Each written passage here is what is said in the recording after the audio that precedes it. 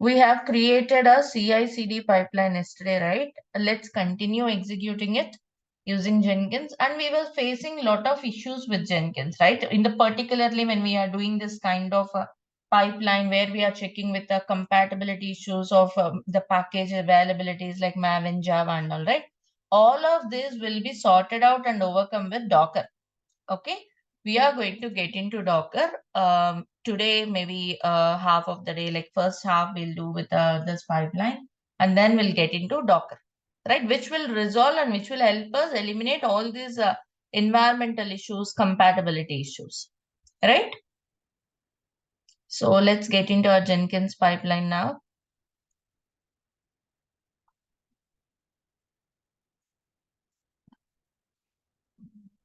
Let's open our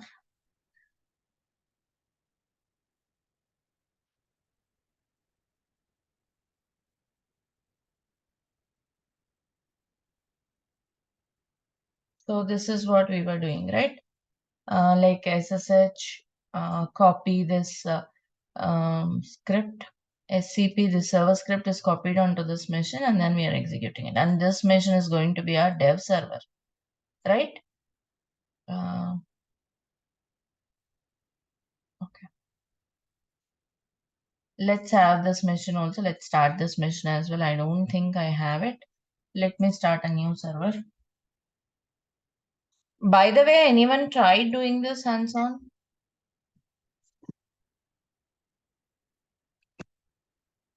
Yes, Preeti, I just started, but not finished.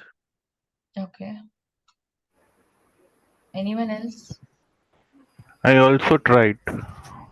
Okay, where were you? Like up to which part you have completed? I have created the machines. I am in between just try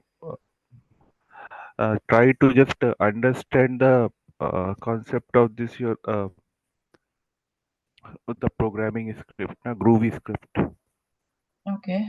See, like I said, first you run the script. Okay. You take the script from our repository and you run it.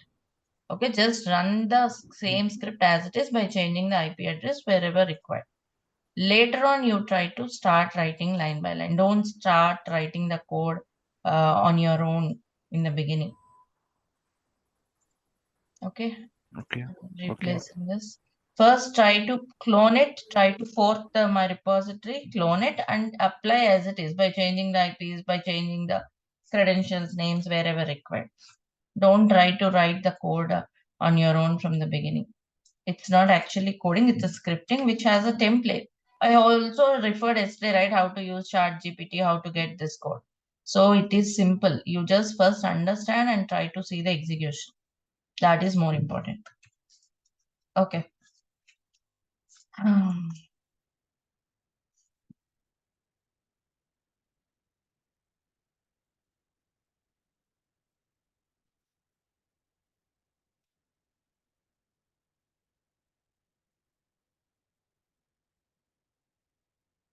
Anything else do we need to change? Isn't none, isn't any. Let's get started. Let's run the pipeline. This is our pipeline, right? Let me rerun this. For some reasons, it was still on hold. Well, with parameters.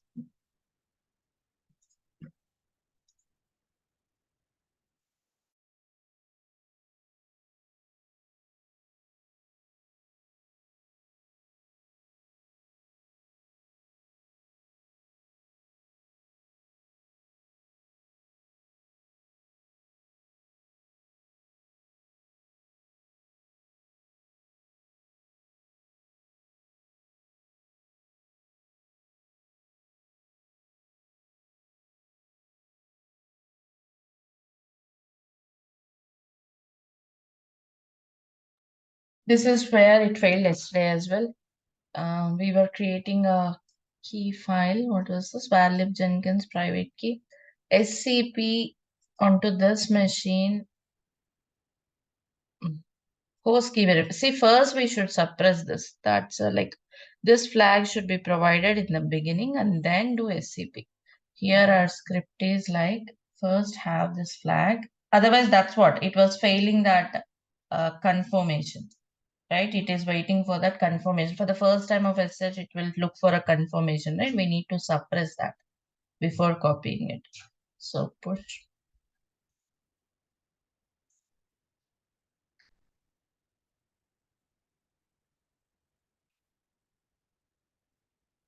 And now let me rerun.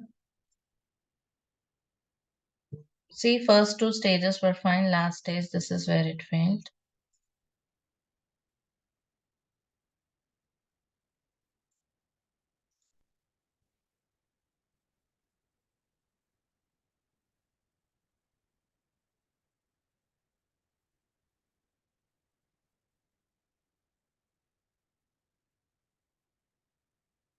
Meanwhile, any questions you have with this pipeline? We did this almost everything yesterday. Just a rerun with the final stage using SH agent plugin. Again, for some reasons, again, let's see. It was trying to copy, permanently added this to the list of known hosts. No such file or directory. Server script.sh. It says no file or directory. So see the problem. I have given the name as server config.sh and I'm trying to call it as server script.sh. Right? Those were the mistakes. So it couldn't find this file, right?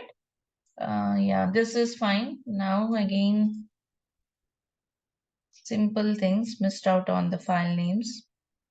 Now push it and let's rerun again.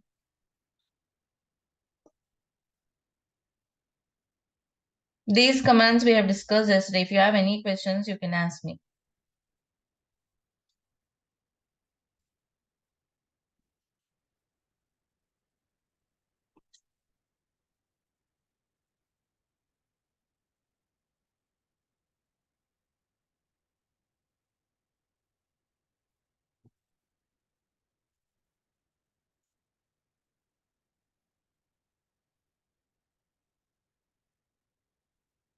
Choose some value for confirmation. Of course, we are just deploying on EC2, just have added the condition. See, now it was working fine.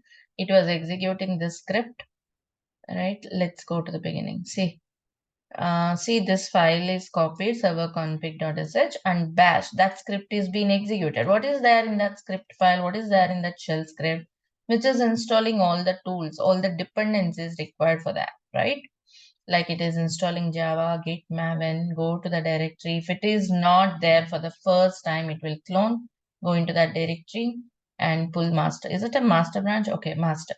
If it is not there, clone it and do MVN package.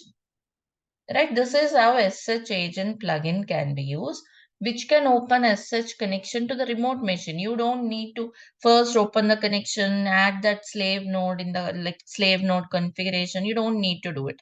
This is way better and this is how we use it in reality.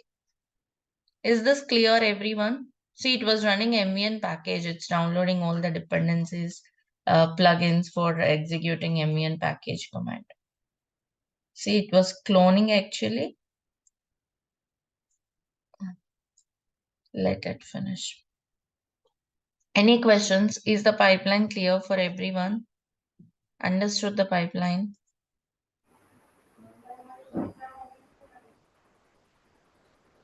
Is it downloading only Ambient or it's downloading Java as well? Whatever is in our script is having installation of Java Git Maven. Once it's So, installed with all the tools, it will run MES yeah. because we need all of those tools, right? Yeah. Yes. Do you see it is successful and this package is created here address book.where and where is our target machine? Or else where did we deploy on this machine, right? This is a fresh machine. I did not log in it. I created today, right? In the beginning, I created it. See, today I created in the beginning and we did not log in. Now let us log in and check what are all the things happened on that server, which is like a build server. So the compatibility issue with Java will not occur here because it's directly installing the right version of Java. Yep.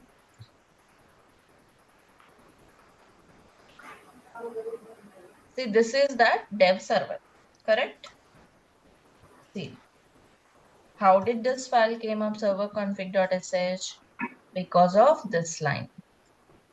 SCP, copy this onto which machine? EC2 user at the rate that dev server in this path in the home directory, right? Then, okay, once that is copied, it was running the script. What is there? Means copied that script and running the script. What is there in that script file? It will install Java, it will install Git, it will install Maven, and check if address book directory is there. For the first time, it will not be there, right? If it is not there, it will clone. Then this directory will be there. If it is there, it will do a pull. Making sense, everyone? And then done mvn package address book where file available. Understood?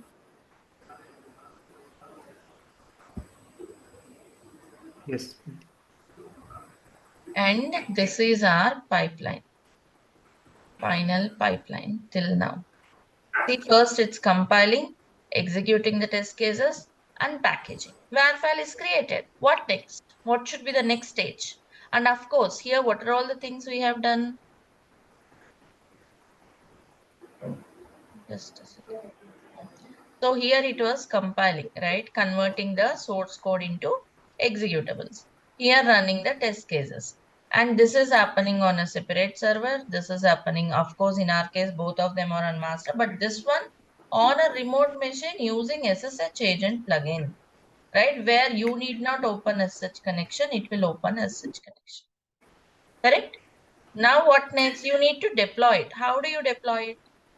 Right? Let's suppose, like we learned in the Linux basics, take another EC2 instance, call it as a deployment server, right? On this deployment server, again, do you need to install all the tools or not? Java, Git, Maven should be there or not? Where you run that? See, let's imagine there is a Linux server. On that machine, I have to run addressbook.var. What are all the tools I should have on that server? App server wherever that need to be deployed. Come again, please. Come again. Or the WAR file need to be deployed on the application server or the web server where it needs to be deployed. Only the server is required. But why do we need Maven or any other tool here? I am asking you. I didn't say all those. I am asking you. I think Let's take a Linux server. application server is One required. second. 1 second, please. My question, I'm repeating the question. There is a Linux server. On this Linux server, I want to run this addressbook.var file. What are all the tools should be present on that machine? Application or dev server which will run this var file is required. What tools should be Maven, there on that dev server to The run this? JDK and Should have JDK, Git, and Maven. JDK and what are all the packages we installed in the compile machine? The same should be in that machine. Tools are not required on deployment machine, right? So what The are all same required? software And which we why? used 1 in second. the Why tools are not required? Don't you need any tools? Just take because an this is example. all In the beginning of our Linux classes, we deployed sample var file. Correct? So what tools did we have then to deploy var file? Tomcat only needed. Tomcat is required, right? To deploy, we need a Tomcat application server. Correct? Yes, Maybe yes. if you are Yes. installing in a different way, for Tomcat to run, Java is the prerequisite. Of course, when you install Tomcat directly, it will have it. Like you don't need to do it separate, but depending on your installation types, you need to have Java for Tomcat to run, right? Tomcat is necessary. So on this machine, we'll install Tomcat. And again, which version of Tomcat? That depends on your application and things like that, right? Your application, which version it was, and also Which Tomcat version. version will be on the POM file now? Is it? Or it doesn't have the information in the POM file? POM file will have information about the plugins to compile, to build, to package. Right? I'm talking about deploying. Now, to deploy, you may use Maven or else like we did earlier, you put it on Web apps directory of Tomcat, your application should run, right? Yeah. Correct. So the compatibility should be there. The Tomcat version should be compatible to your application. That's about deploy server. Come back to this stage, package stage. What are all the tools we should have to do package on the server? Again, take a Linux server. We did today. So what are all the tools should be there for packaging? Maven is required. Then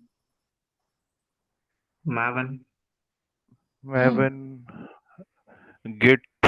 Git to clone the code, Maven to run MVN package command, and also Java, which is compatible to the Maven version you are using, right? All of that required. Suppose, okay, that's what we did. Actually, we did packaging on this server today by installing all those packages.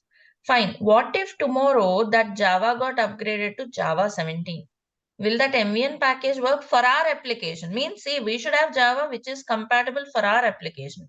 In our case, our address book application, if we have Java 17, will it work?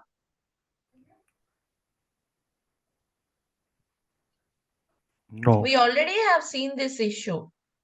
No. Java 17 is not working. Like I told you, the plugins used, the application you have should be compatible, right? For Java 17, it's not working. Java 11 or Java 8, it works. Means the version of Java, the things should be compatible with your application, with your code. So Java, let's say tomorrow this got upgraded automatically or someone have done that, Java 17. Will your application work fine?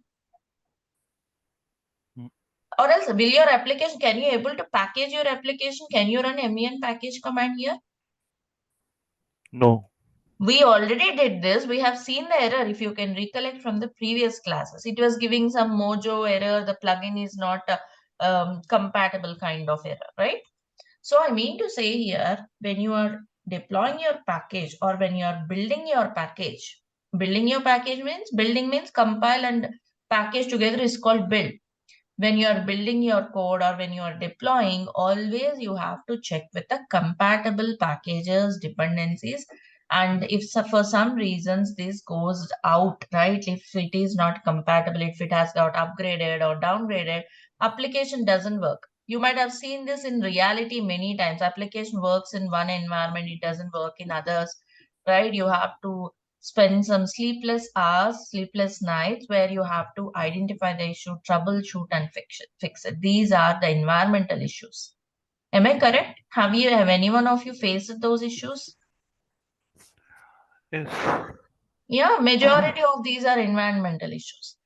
Then how to overcome this? If we are going with the DevOps approach, if you sit on fixing these compatibility issues, that doesn't make any sense.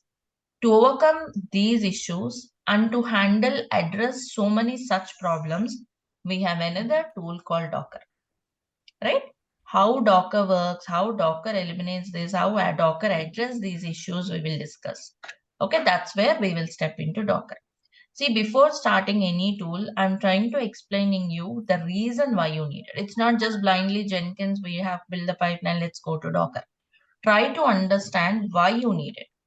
This is just one of the example. Okay, we will also look into many other things. So with this part, let's get into Docker. It doesn't mean that Jenkins is completed. Of course, it's completed with this part. Later on, you will see Jenkins integration with every tool like Docker integration, Kubernetes integration, and so on. But yeah, for now, yes, we are done. Try to execute your pipeline. This is available in the repository in the master branch. You can fork that, get the code, and execute it. Okay. But just coming back again, these all which Java version is required. Probably for deployment, as per my knowledge, you don't need JDK. You need only JRE to deploy that application on any application server. For JDK is deploying, you don't need Java at all. When you install Tomcat, you get the environment. Tomcat is enough. You yes, don't work on Java, okay? Because Tomcat comes built with the things which are needed. You don't need to install Java separately. and these all information will be inside in a POM file, correct? Huh? About file, read me. not readme. I think this what software is required for deployment and all this information will be in POM file or not? Java version compatibility, Java versions and all, Yes, yes. they will not be Like present we in have POM now file. Maven information, No. like we have Maven information in POM file. See, Maven information is not present in PAM file. Maven plugin information. Maven uses certain plugins to execute this task. Those plugins information is present in form, but not the Maven version itself. Similarly, Java Okay. version, Maven version will not be present in POM file. They may be available in README. That will be available with developers. That's where collaboration comes in. You should connect with developers for those things. And anyway, developers will pack their application. As you go by as a DevOps person, developers will create a Docker file which will pack their application along with the dependencies. Okay, but if any DevOps person is creating Docker file, you will connect with developers to know those compatible versions. Those all come under the discussion or in Docker. Till then, you have to struggle with these dependencies. You have to install all of this. You have to do this way. This pipeline is going to get a totally a different shape once you step into Docker. Like I said, right, this is not going to be the final pipeline. And like I told you, it takes many shapes. This is not the final approach. Mhm. All right Just then. Tell me. since we are going, I mean, not in the topic itself, what I'm trying in where I am working, what actually happens, developer are not actually, I mean, in this automation tool. So what they used to do, they just put their working code in Git repository, and there we have one uh, this automation. For this automation, we have one boy who he used to do that all and everything. But this we only have for our automation of the application, since continuous integration and development is required. So developer just push their code, whatever is compilable code, they just push their code, and we have one boy who used to just automate it and deploy it at one server. Means That's it. he, So that person is the DevOps person. yes, that person, you can say that that person is a DevOps See, person. that's what I'm saying. In companies, this was Mm, not streamlined. The work of DevOps person is not streamlined. Yet. In some companies, actually, it should be done by developers. But where mm, companies where developers don't have that knowledge, DevOps team is doing it. Or else, let's say a person who has this Docker knowledge is doing it, creating Docker file and all. It happens in different ways with different organizations and the teams. There is no strict line for DevOps. So you have to know Docker. Maybe you might yeah. have to create those Docker files. That's the reason we'll learn Docker completely. Mhm. So, there, this information, all this information, actually, actually required when you do that. Probably, then only we will able to do. We are not doing anything automation to on the client. We are giving anything to clients just for our daily work.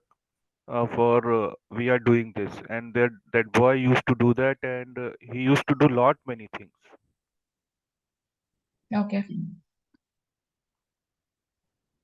So let's begin with the Docker. And Docker is a containerization Uh, tool. just adding to Anyone? it before Mhm. going it, uh, integration of this of SonarQube integration and those all thing also is the part of this automation tool, no? CI/CD, where it comes actually. Unit testing we have done, right? Similarly, there could be a SonarQube stage that should be configured in the Mhm. POM file again. If in POM file it's Okay. configured, you will run it as a MVN and that particular goal related to that stage. Okay. SonarQube dependency check, OAuth dependency check. First of all, developers should have configured that in the POM file. If they have configured, you can run it with the MVN command like we run others. MVN compile, MVN package. Okay. Anything else? Do we have any POM file or for this SonarQube integration? Can Is there any? SonarQube integration. What is SonarQube integration? Uh, What is it is SonarQube just used for? it is just give the quality of your Correct. code. Code coverage Yes, analysis, code coverage coverage team, analysis. review the Yes, code. yes. Right. Those are Mm. whose tasks are those? Actually, that is a task of developer itself. Developers. So they have to Developer configure itself. those stages in the build file. Okay, those Mhm. are the plugins, Sonar or PMD, program bug fix bugs. These are all different plugins were there. PMD for program mistake detector or Cobertra for coverage analysis, Sonar. They have to configure it in the POM file and accordingly you will have the goal, right? In our POM file also you have it. Okay, that is there in POM file using PMD plugin. If you are interested, search for PMD plugin and you have to run the goal MVN PMD colon PMD, program mistake detector for reviews. Okay. We have nothing to do with them except running those goals. Okay, just people say sonar stages there. That's actually a developer task. As a DevOps person, it's like any other goal. You run the goal for it correspondingly provided by developers. That's all. Even our POM file has got that PMD. You can check with PMD Kobertrack for coverage analysis. If you are interested, you can also try out. Goals will be PMD colon PMD.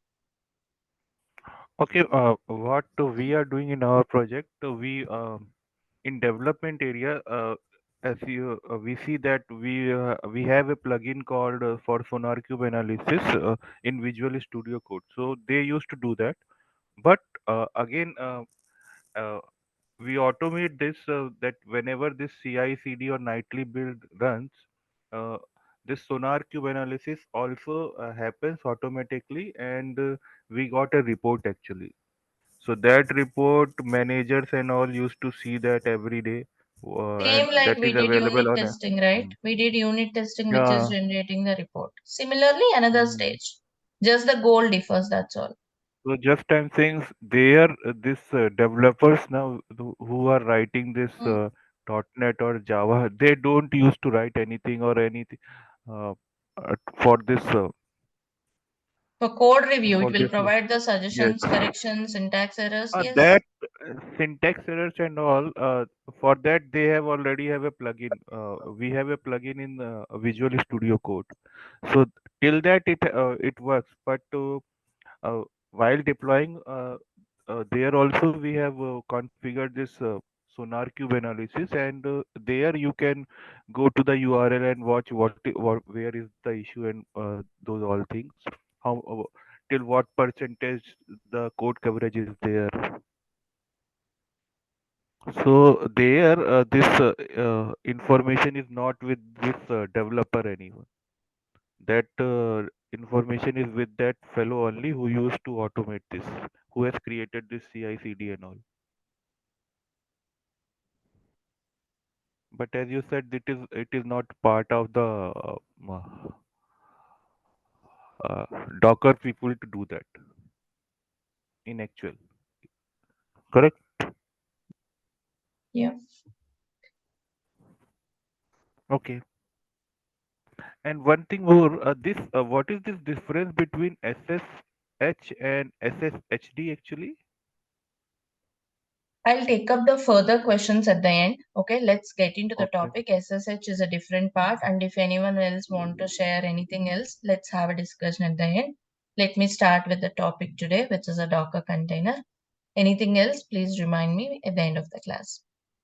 Coming to Docker, which is going to take a new turn for our pipelines and the project, Docker as a containerization tool. Docker is basically a tool which provides containerization platform. But what is a containerization platform? Why do you need this containerization platform? Basically, to speed up the deployment or development process, Docker has revolutionized the whole way of development and deployment. Right? How it has taken these turns, how it is helpful. Let's see. before talking about Docker exactly, like what it is and the technical terms, let's try to understand the few scenarios. Like, let me take a simple example. Suppose there is a company, okay, it has developed an application.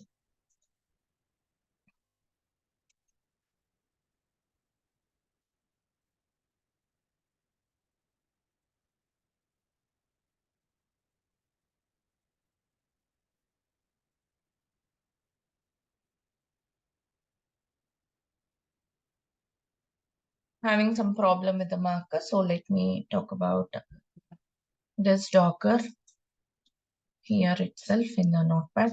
So let's say there is a team which developed an application called, okay, some gaming application. Okay, let's say the application name is Z. Okay, now there were so many clients interested in this app, like client 1, right? Who is interested in this app? Client 2, client 3. Okay, so many people were interested in this. Let's say these are 3. So let's say if you go to client 1, his operating system is Windows. Okay, and he has got Java 8. Okay, and he has got Tomcat 9. And let me tell you, this application works on only on CentOS operating system, Linux distribution. CentOS, let's say CentOS 7, and it works with Java 17 and Tomcat 10. Right? Those are the prerequisite to work with the app. So client 1 has got this infrastructure or that environment, and client 2 has got Ubuntu. Okay, he has got Ubuntu 16, and let's say he has got Java 8 or whatever. Client 3 is having all the environmental requirements which the application needs. So now if they were interested and they want to buy this application, it's for the client 3, it's very easy to provide the app, correct? How about the client 1 and client 2? How to provide them with the app? Client 1, client 2 doesn't have the supported infra, correct? How to provide them with the application? Is it that you provide the app only for those who have the supported infra? If that is the case, business doesn't work, right? You should be always in a position that, right, you should be able to handle all the clients. That's how the business is. Now, how to handle this client 1 and client 2 without losing them? Is there any way, any solution to handle them? How to provide them with that?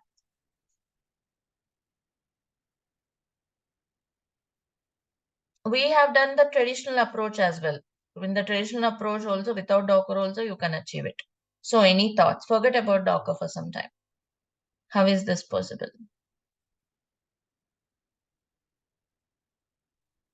Anyone? Plugins. Plugins, which plugins? This is a server, okay? This We need to there's set all the environment, right? We need to set all the CentOS 7, Java 17, Tomcat 10 on all the machines, client 1 machine, client 2 machine, client 3 okay, machine. but because our app, they might not be interested to upgrade their systems, right? Let's say that's a end user. Okay, they don't want to change the operating system and all just because for our app. They may have some other apps also compatible. They may not be interested to change their environment, or else they don't know how to do it. Do you go personally to them and do the setup? Okay, fine. Let's say you go personally to them and you do the setup, on-site support you provide. But let's say after 1 week they have some issue, Java got uninstalled or Java got upgraded, then They can use virtual machines, hypervisor kind of thing. exactly. That's where virtual machines comes in. That's the practice we have till now, isn't it? In the beginning Linux sessions we have discussed what are virtual machines. What is a virtual machine? Yeah, secondary operating system that works on the host machine, which can work as a subset. Yeah, we can have a virtual machines. That was the game earlier, right? We used to have virtual machines. Virtual machine is like a host or another separate machine which sits on the host operating system. Like mine is a Windows 11. On that, I can have virtual machine of any OS. I may have Windows virtual machine, another version of Windows, or else I may have CentOS and so on. So you create a virtual machine which is CentOS, where you will have Java 17, Tomcat 10. You put the gaming app there and you share it with the client. Correct? That's how even client 1, client 2 can be handled. Right? This was the game earlier. And yes, till today also we have these virtual machines, and that's how it works. There is also another solution to this problem statement, which are containers. Right? Containers also does the same. Containers also can provide you a kind of environment where you can run the application. Means there were two solutions to this problem. One is virtual machine, another one is containers. Means for some time till we go into the in-depth concepts, you can consider containers are something like virtual machine. See, remember and make a note, I never say container is like a virtual machine. It's totally different. But what I mean is, yeah, it is something like a machine, virtual machine, where you can run your application, right? So both solves the problem. Then if both solves the problem, what is the difference? There are a lot of differences which we are going to discuss, which is going to be the most interesting part. But let me tell you, before that, both uses the concept of virtualization. Both uses the same concept. But in virtual machines, virtualization is done at the hardware. Whereas in containers, virtualization is done at the OS level. Again, what is meant by that? Virtualization done to the hardware, virtualization done at the OS level. We were going to discuss that in few minutes. But let me tell you, virtualization done at the OS level is nothing but containerization, or Dockerizing when you use Docker as your containerized tool. So basically, this is the concept. Virtualization. If virtualization is done at OS level, it's called containerization. Means containerization is just next step to virtualization. It will never replace, as of now, it will not replace virtualization, but it's just next step to virtualization, right? Which is called containerization, and next step to virtualization, where you can spin up, okay, let that be a different part. So containerization. Okay, but how do you achieve this containerization, or how do you have this containerized platform? That's where tools like Docker comes in. There were different containerization tools. One such tool for containerization is Docker, which is very widely used and which is very famous. So why do you need Docker? I will install Docker if I need to run some containers, or if I want to create some containers. If you want to basically containerize your app. Okay, what is that again? We are going to talk. There you need Docker. Docker should be installed, and Docker should be running like any other tool. You may call it as a tool or a software, whatever it is. There were other containerization tools as well, like Rocket, OCI containers, LXC containers, LXC, and so on. But majority or most of the times we will use Docker, right? Now that we got an overview, just an intro, now let's talk about the differences between virtual machines and containers, how they are different. Okay, what is virtualization? What is containerization? To understand this, we should talk about the architectural differences between virtual machines and containers. Let's go into that architectural difference. Shall we proceed? Any questions in this part from anyone? Fine. Please put the questions to the context. Anything out of context, we shall discuss at the end of the class. Let's not deviate from the topic. Anything related to this? Anything apart from topic at the end, please? Tell me. Kubernetes is not a container. Sorry?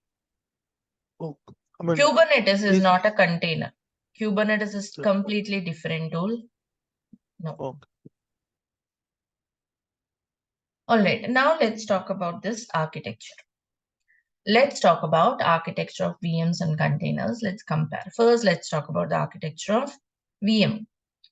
You can see here, right? This infrastructure, let's say this is my laptop or any machine on cloud or on-prem physical server, whatever it is. So this is the infra. On that, let's say in my case, it's my Windows 11. Host operating system is Windows 11. Above that, we should have hypervisor. What is a hypervisor? I believe majority of you might have used some operating system, some VMs. So what is a hypervisor? Hypervisor is a It is tool. a kernel. It is a kernel or a daemon which runs on directly hardware. Hypervisor is actually a software, right? Which will help you launch your VMs, which will help you create your VMs, which will help you assign resources to your VMs. Hypervisor is a software. Some of the examples of hypervisor is Oracle VirtualBox, VMware, VM Workstation, Hyper-V.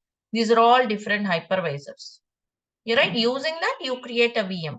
And see, these are the 3 VMs. Okay, this purple one is one VM, this orange one is a second VM, green one is a third VM.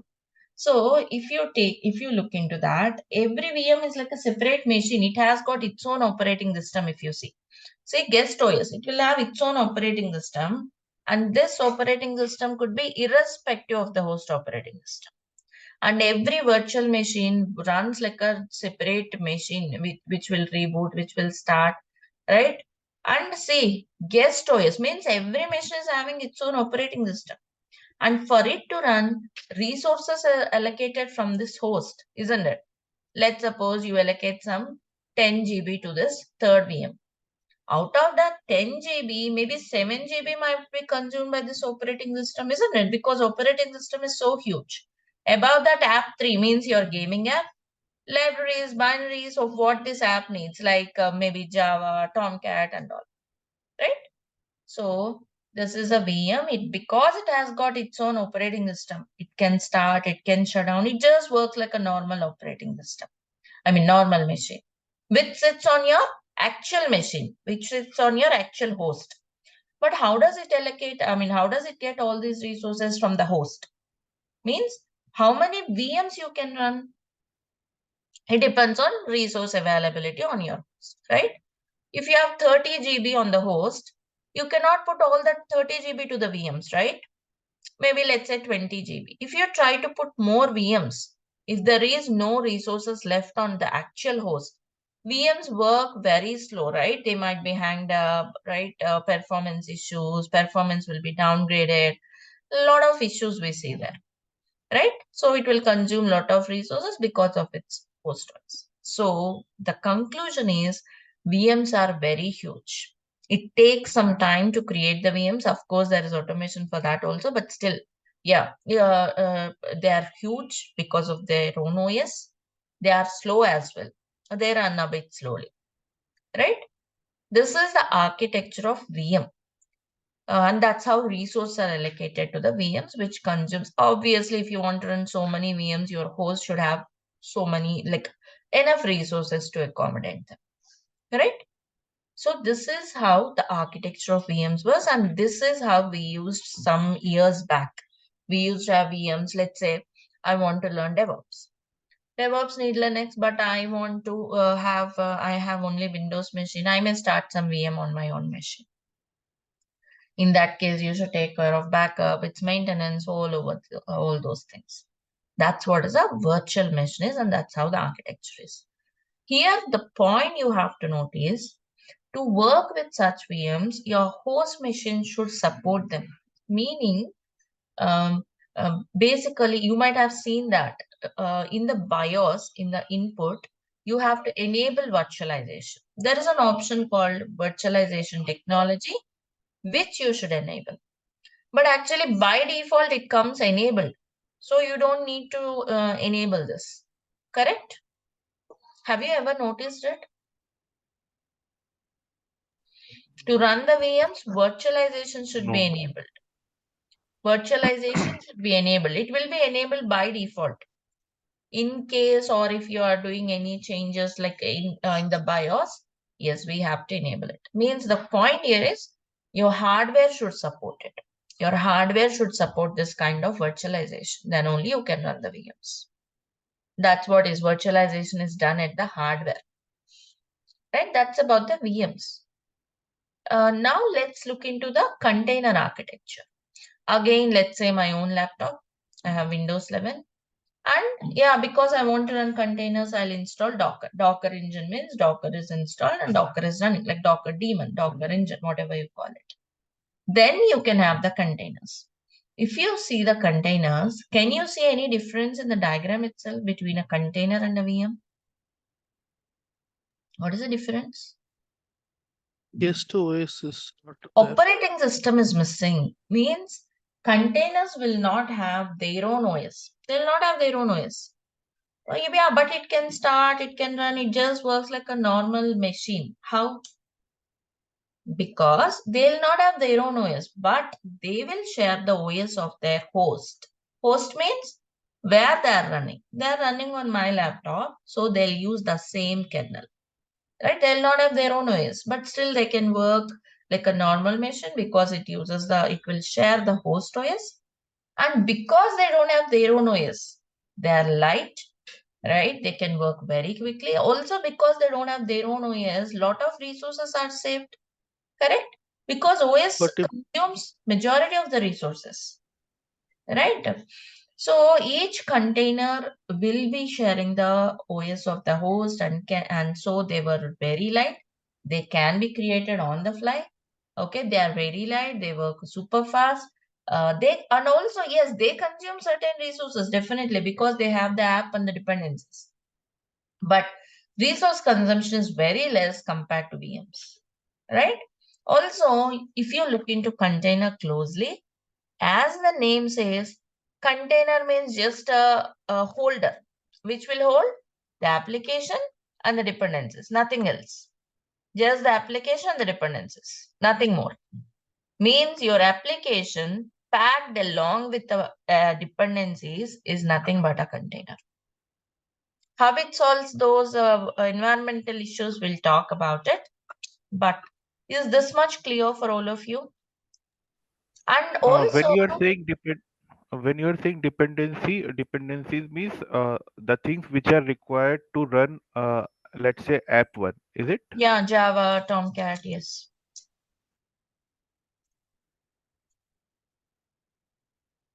And so this container, they consume resources dynamically, like depending on what is running dynamically, they consume. We don't need to allocate resources beforehand, right?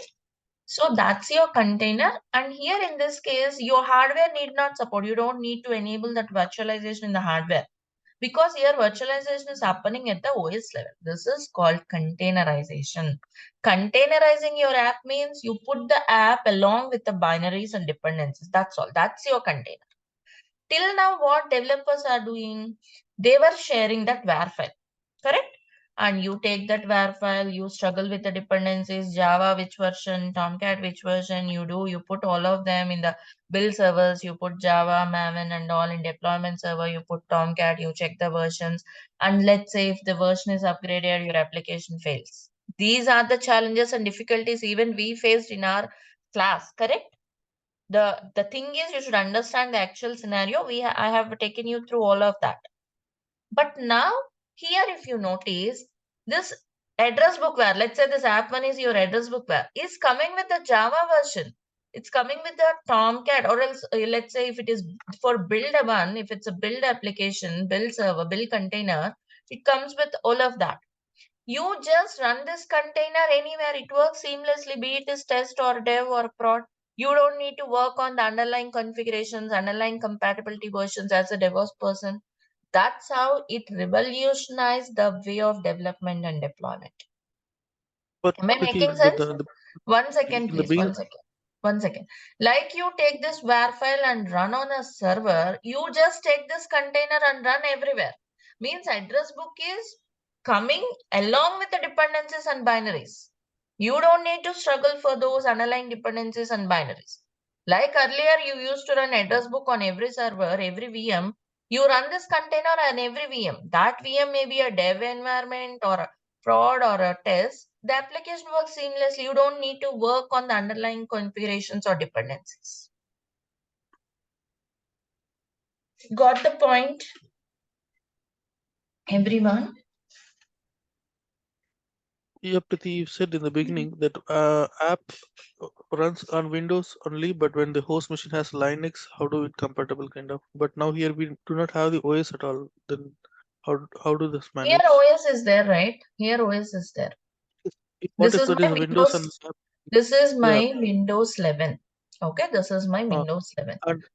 and app requires Linux? How do it manage? That's what I'm telling. This is my Windows 11. Okay.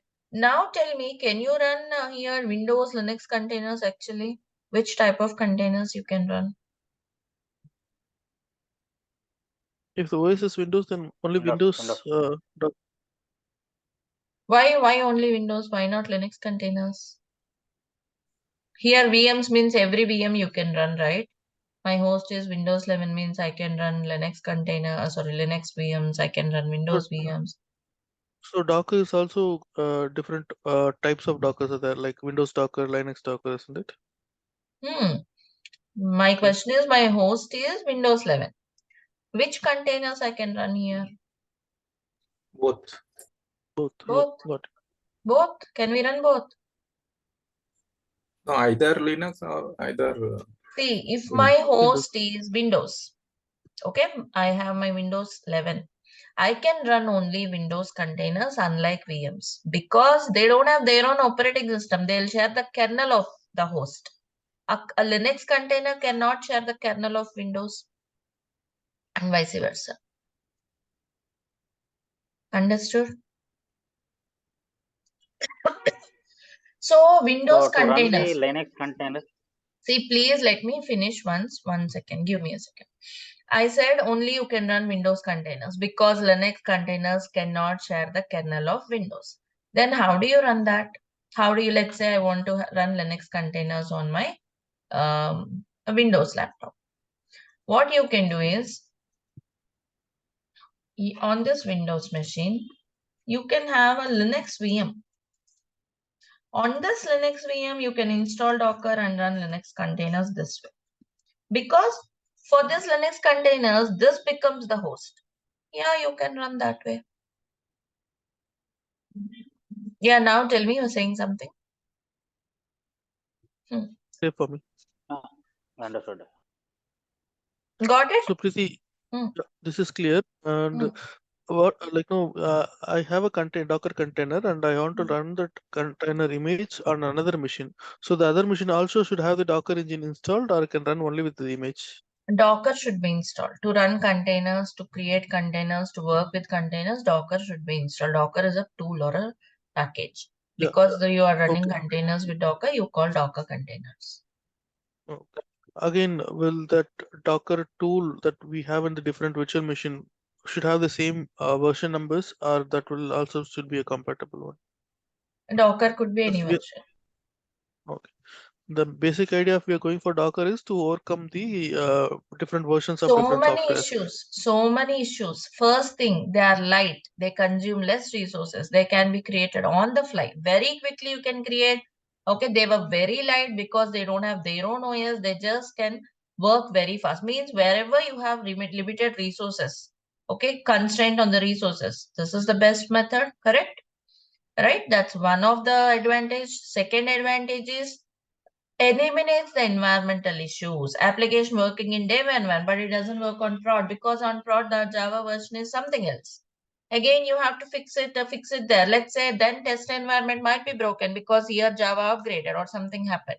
But now it's not, they were not just giving you var file. They are giving the var file along with the dependencies what the application needs. So there's no point that inside the container Java will be upgraded or downgraded. It's a package. That's what the name is, container. Container means it's a holder which contains the application and the dependencies, nothing else, nothing more, making it light. Got it, everyone? I want response from everyone. Understood the importance of Docker? Yes. Louder, please. Why so a low voice? Have you understood the differences or not? Yeah. Everyone? Yes. Yes. So you can sense the difference, how much we struggle to put that package, MVN package, because Java 17 is not working, Java 11 is working. On the package means on the build server, you have to fix it. Maybe MVN test also, if they were using some other plugins, you may have the same compatibility issues, right? All of them can be overcome with this. How and all we will see. Okay, slowly we will go one after the other. Now that you understood the differences, and note a point here, it's not that containers are replacing virtual machines. Containers are like packs which runs on again some virtual machine or a physical server, right? So that's what I said. It's a next step to virtualization. It's not replacing it. It's a next step. Suppose another example. The two examples I told you, right? Environmental differences, they were less, they were faster. Another thing, let's suppose I want to run 100 instances of address book, isn't it? Maybe Facebook, how many servers it will be running on, some like huge number of servers, right?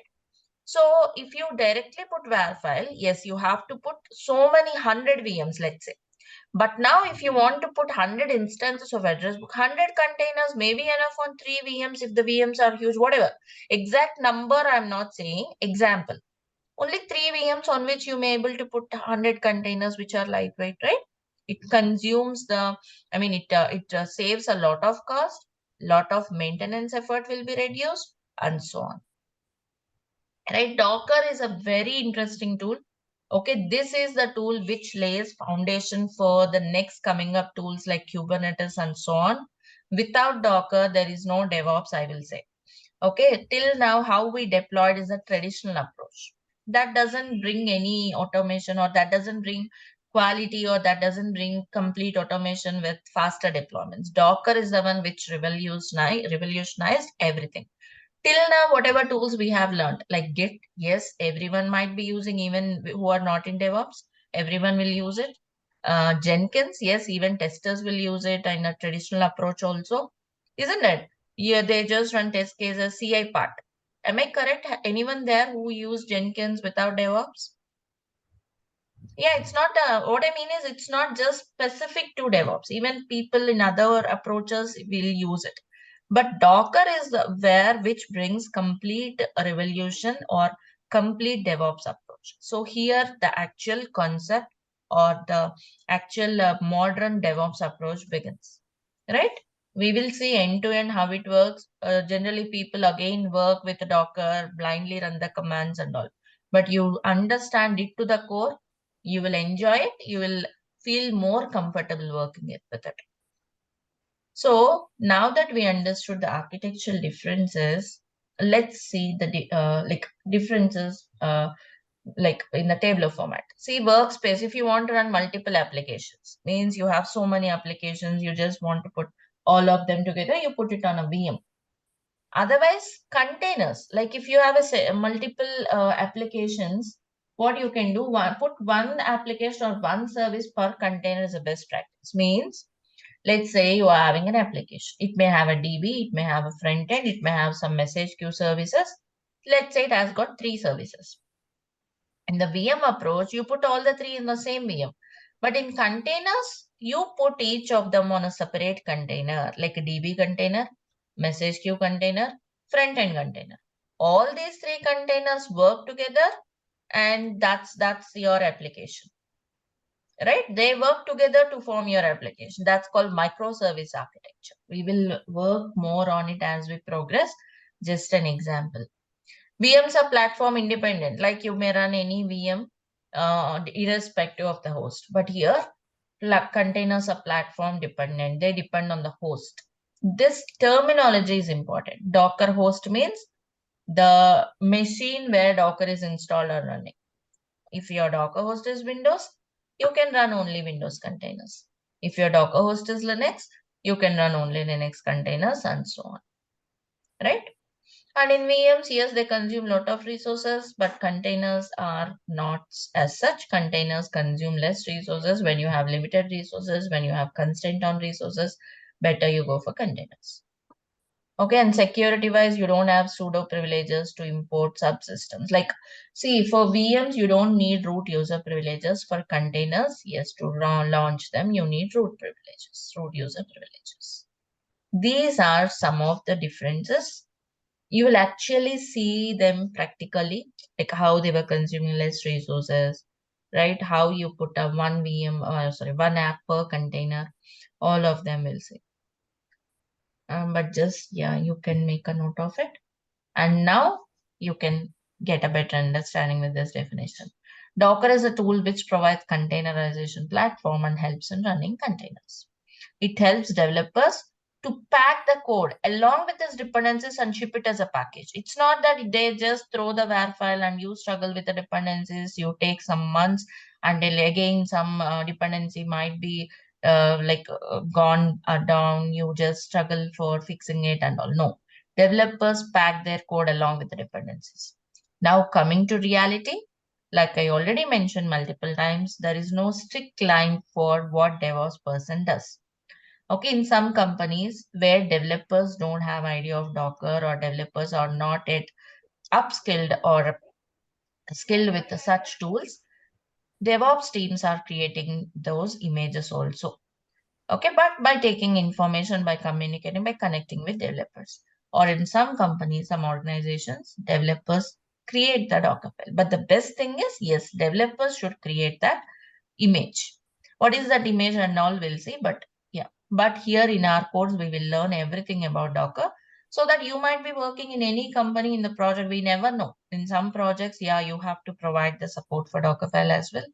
So we will learn everything here, right? And it ensures our application works seamlessly in any environment. Because of that package, it works anywhere. You don't need to work on the compatibilities throughout your life. No. So that is what is Docker and the differences. And yeah, deployment also become very easy. You just create once the Docker container, run it anywhere. We are just bothered about now running the containers, networks, only this, not the underlying compatibility issues. Similarly, yeah, development also changed. You just build this container once, you just work on your code, your functionalities and all, because even dev servers should be running, right? So developers concentrate on packing the application along with the code dependencies. DevOps teams will be concentrating on running those containers on different environments, checking with their access, networks, and stuff. That's how Docker revolutionized the way of development and deployment, which led to today's DevOps approach. See, this is what the environmental issue I'm talking about. Code is working in laptop, but it's not on other servers. How is it overcome? With Docker. The problem arises when devs are using upgraded version of software while apps are using some older versions because that was not communicated. But this problem is no more there because developers will share that container. But how exactly? There were so many. I told you like developers will create the container. Actually, they'll create an image. But what is an image? How exactly they'll share? What are all those components? Docker files, Docker containers, Docker images, Docker Hub. All of this we'll see in the next class. But any questions in this part? Were the concepts clear?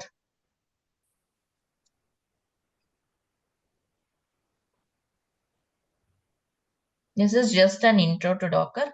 We'll get into the actual concepts from the next class. Any questions now? Any questions in this topic?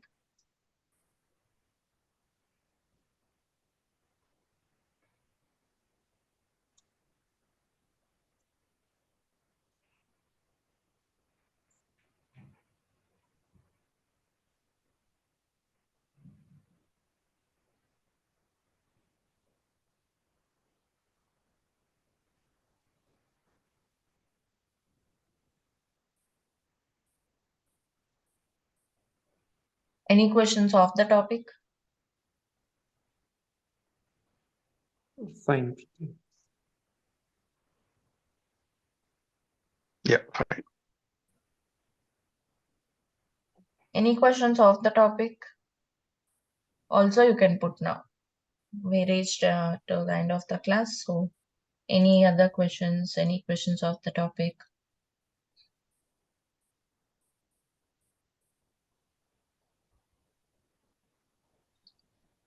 Yeah. Today, this regarding this Maven. So we have the three stages: compile, test, and package, right?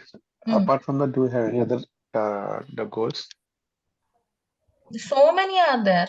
Maven does lot many things. You can clean up, you can provide the reports. Maven does lot many things. And also like so many stages could be there. Depending on it, so many goals will be there. It all depends on the project. Okay, let's say they have some code review stage. There might be some other goal, depends on the plugin used. There are hundreds of plugins for code review.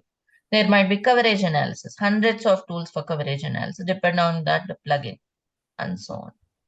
You don't need to learn all those 100 goals or whatever available, not required. You know like how to execute any stage. So provided with the goal, you execute any other stage. That's all. And when they were using any plugins, developers will configure the POM file with those plugins and all.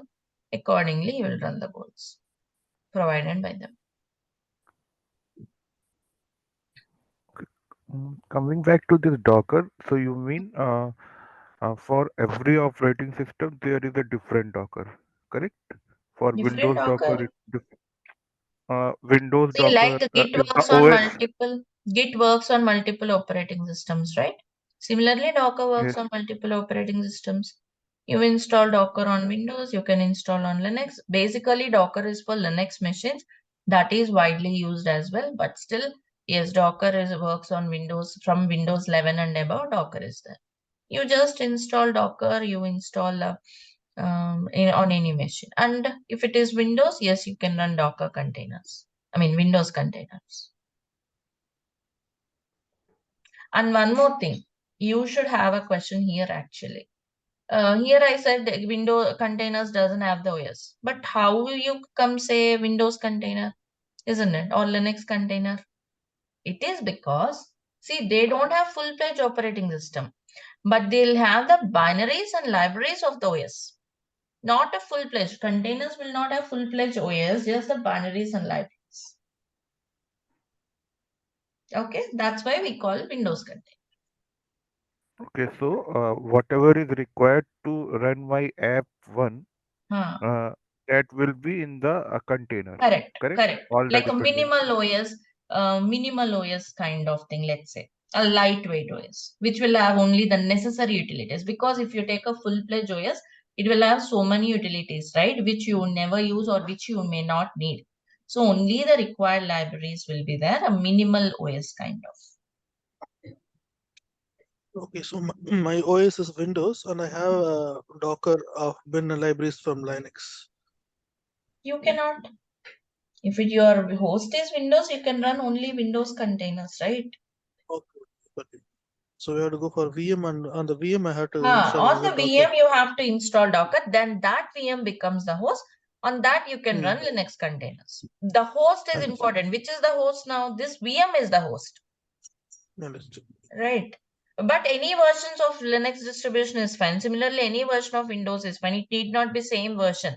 If it is, let's say mine is Windows 11, you may run Windows 2000 server or whatever. Different distribution of Windows are fine. Same is the case with Linux. If my Docker host is Linux Red Hat, you may run CentOS, Ubuntu containers, anything. The base should be Linux. Okay.